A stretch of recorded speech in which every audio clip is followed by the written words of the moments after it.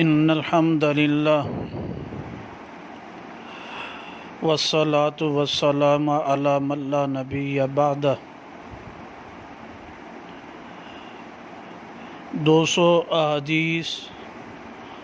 جو عقیدہ ختم نبوت کے بارے میں آتی ہیں، اس بارے میں تیسری حدیث مبارکہ الصحیح لمسلم جلد ثانی کتاب الفضائل باب ذکر کونہ صلی اللہ علیہ وسلم خاتم النبیین۔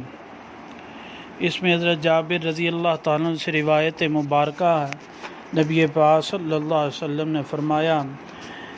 مثلی و مثل الانبیاء، میری مثال اور انبیاء علیہ السلام کی مثال کا مثل رجل،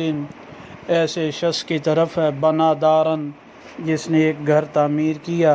فاتمہا، پس اس نے اسے پورا کیا، واکملہا، اور کامل کیا، الا موضع لبنہ،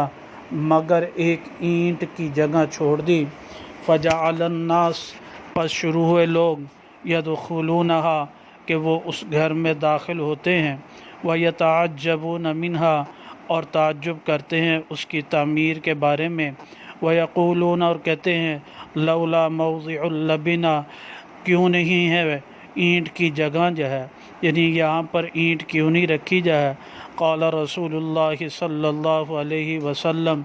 نبی پاک صلی اللہ علیہ وسلم نے فرمایا، فانا موضع اللبنہ، میں اینٹ کی جگہ ہوں، جئت، میں آیا، فختمت الانبیاء علیہم السلام، میں نے انبیاء علیہ السلام کا اختتام کیا، یعنی میں خاتم النبیین ہوں۔